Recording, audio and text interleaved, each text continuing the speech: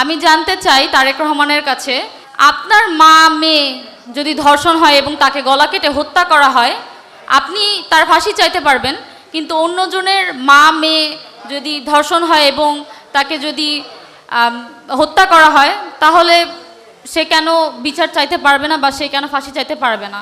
মাননীয় স্বরাষ্ট্রমন্ত্রী, আপনাকে একটা কথা বলতে চাই। আমরা সেই বিচার ব্যবস্থাই ফলো করব যেটা জনগণের পারপাস সার্ভ করবে, সেটা আদিম যুগ হোক, সেটা মধ্যযুগ হোক, কিংবা সেটা নতুন যুগ হোক। আপনার মা মেয়ে যদি ধর্ষণ হয় এবং তাকে গলা কেটে হত্যা করা হয়, আপনি তার ফাঁসি চাইতে পারবেন, কিন্তু অন্যজনের মা মেয়ে যদি ধর্ষণ হয় এবং তাকে যদি হত্যা করা হয়, তাহলে সে কেন বিচার চাইতে পারবে না বা সে কেন ফাঁসি চাইতে পারবে না? যদি যদি আপনি না চান, তাহলে এটা আসলে আপনার মধ্যে সমস্যা।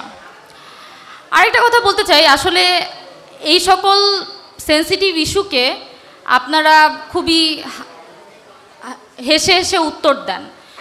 এটার রিজন হচ্ছে কি, আপনারা আসলে জনগণকে সিরিয়াসলি নেন না। জনগণ কি পেইনের মধ্যে দিয়ে যাচ্ছে, জনগণ কি চায়, এটা আসলে আপনারা বুঝতেই পারেন না।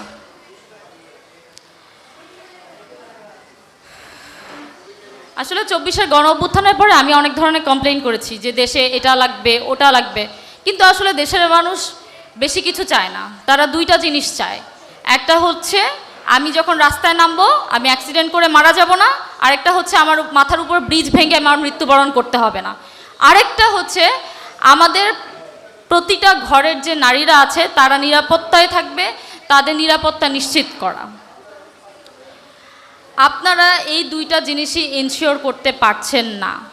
আপনাদেরকে জনগণ সংসদে পাঠিয়েছে এইসব আইন প্রণয়ন করতে, কিন্তু আপনারা এইসব আইন প্রণয়ন না করে আপনারা জনগণকে সংবিধানের পানি পড়া দিচ্ছেন, সংবিধান বোঝানোর পানি পড়া আপনারা দিচ্ছেন জনগণকে।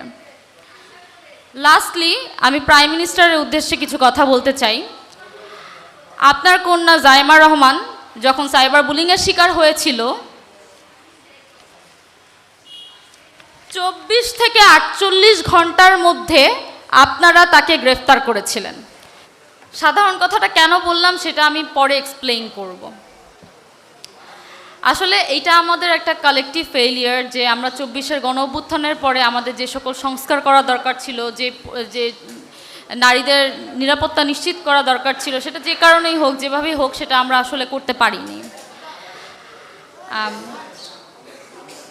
বাট আসলে তো প্রবলেমগুলো নিয়ে পড়ে থাকলে হবে না, আমাদের আসলে সলিউশন নিয়েও ভাবতে হবে এবং কি পদক্ষেপ গ্রহণ করা যায় আমাদের আসলে সেটা নিয়েও এখন চিন্তা করতে হবে। সালাউদ্দিন আহমেদ, আমাদের মাননীয় স্বরাষ্ট্রমন্ত্রী, একটা কথা বলেছেন যে ধর্ষককে যদি প্রকাশ্যে শাস্তি দেওয়া হয় সেটা নাকি মধ্যযুগীয় ব্যবস্থার কাতারে পড়বে। আসলে ওনাকে দোষ দিয়ে আসলে লাভ নেই, উনি অনেকদিন ভারতে থেকে এসেছে, তো তাই ভারতের খুশবু ওনার শরীর থেকে এখনো যায়নি। 2016 সালে ভারতের একজন পঞ্চায়েত নেতা বলেছেন যে চাউমিন বেশি খেলে ধর্ষণের উত্তেজনা উঠে। তো আমাদের মাননীয় স্বরাষ্ট্রমন্ত্রী আসলে সেই মনোভাব থেকে এখনো বের হতে পারেন নাই। মাননীয় স্বরাষ্ট্রমন্ত্রী, আপনাকে একটা কথা বলতে চাই। আমরা সেই বিচার ব্যবস্থাই ফলো করব যেটা জনগণের পারপাস সার্ভ করবে, সেটা আদিম যুগ হোক, সেটা মধ্যযুগ হোক, কিংবা সেটা নতুন যুগ হোক। আপনার মা মেয়ে যদি ধর্ষণ হয় এবং তাকে গলা কেটে হত্যা করা হয়, আপনি তার ফাঁসি চাইতে পারবেন, কিন্তু অন্যজনের মা মেয়ে যদি ধর্ষণ হয় এবং তাকে যদি হত্যা করা হয়, তাহলে সে কেন বিচার চাইতে পারবে না বা সে কেন ফাঁসি চাইতে পারবে না? যদি যদি আপনি না চান, তাহলে এটা আসলে আপনার মধ্যে সমস্যা। আরেকটা কথা বলতে চাই, আসলে এই সকল সেন্সিটিভ ইস্যুকে আপনারা খুবই হেসে হেসে উত্তর দেন। এটার রিজন হচ্ছে কি, আপনারা আসলে জনগণকে সিরিয়াসলি নেন না। জনগণ কি পেইনের মধ্যে দিয়ে যাচ্ছে, জনগণ কি চায়, এটা আসলে আপনারা বুঝতেই পারেন না।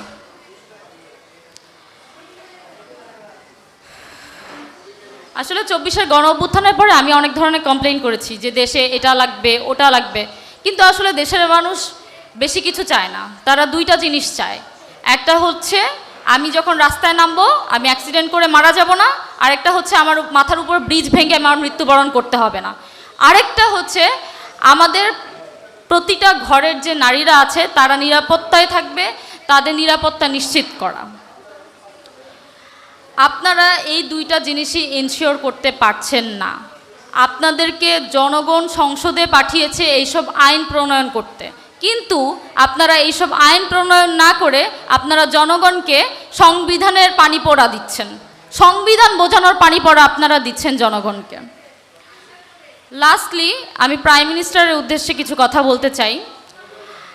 আপনার কন্যা জাইমা রহমান যখন সাইবার বুলিংয়ের শিকার হয়েছিল 24 থেকে 48 ঘন্টার মধ্যে আপনারা তাকে গ্রেফতার করেছিলেন।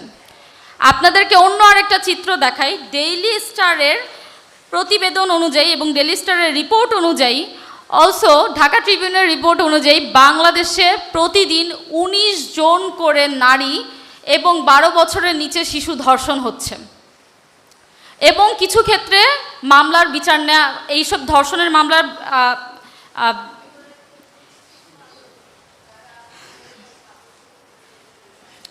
কিছু ক্ষেত্রে এসব ধর্ষণের মামলা নেওয়া হচ্ছে না। একই দেশ, দুইজন নারী, কিন্তু দুইজন নারীকে দুইভাবে ট্রিট করা হচ্ছে। No hate to Zaima Rahman. আমার জাইমা রহমানের কিছু আমি জাইমা রহমানকে ব্যক্তিগতভাবে খুব পছন্দ করি। তার কিছু কার্যক্রম, গতকালকে উনি একটা পোস্ট করেছেন যেখানে উনি লিখেছেন যে child safety as a emergency হিসেবে ট্রিট করতে। আমি জানতে চাই তারেক রহমানের কাছে যে তিনি কবে নাগাদ তার কন্যা, তার মেয়ে হয়েও, প্রধানমন্ত্রীর একজন কন্যা হয়েও তিনি এরকম আইনের নিড ফিল করছেন।